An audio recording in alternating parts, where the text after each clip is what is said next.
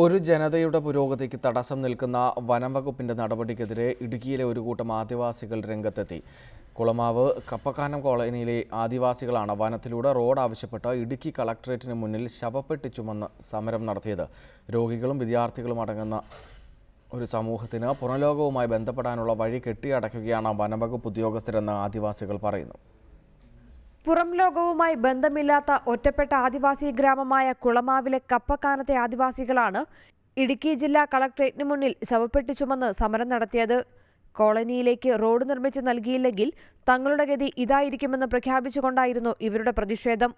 Idukki dam നിർമ്മിച്ചതോടെ വെള്ളത്തിന് നടുവിലായ ഈ കോളനിയിലേക്ക് ഉണ്ടായിരുന്ന ബോട്ട് സർവീസ് നിലച്ചതോടെ ഇടുക്കി മെഡിക്കൽ കോളേജിലോ ജില്ലാ ആസ്ഥാനത്തോ എത്താൻ 80 കിലോമീറ്ററോളം സഞ്ചരിക്കണം.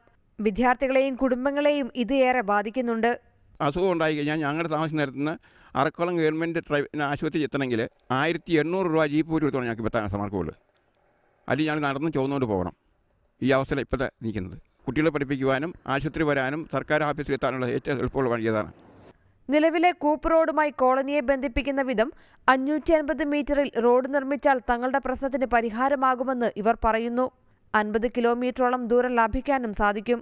എന്നാൽ നഗരംപാറ ഫോറസ്റ്റ് റേഞ്ച് ഓഫീസർ ഇതിന് തടസ്സം നിൽക്കുന്നുവെന്നാണ് ഇവരുടെ ആരോപണം. കൂപ്പ് റോഡിൽ കൂടി വന്നു കഴിഞ്ഞാൽ കുളമാവിലും ഇടുക്കി മെഡിക്കൽ കോളേജിലേക്കും അവിടുത്തെ ഗ്രാമവാസികൾക്ക് എത്തിച്ചേരാൻ എളുപ്പമാർഗ്ഗമാണ്. പക്ഷേ ഈ 500 മീറ്റർ റോഡ് നിർമ്മിക്കാനായിട്ട് ഫോറസ്റ്റ് ഉദ്യോഗസ്ഥന്മാരെ തടസ്സം സൃഷ്ടിച്ചിരിക്കുകയാണ്. സമീപത്തെ മുല്ലക്കാനം, ഉറുമ്പുള്ള്, ചക്കിമാലി തുടങ്ങിയ കോളനികളും റോഡ് വന്നാൽ പുരോഗതിയുടെ പാതയിലേക്കെത്തും. റിപ്പോർട്ടർ, ഇടുക്കി.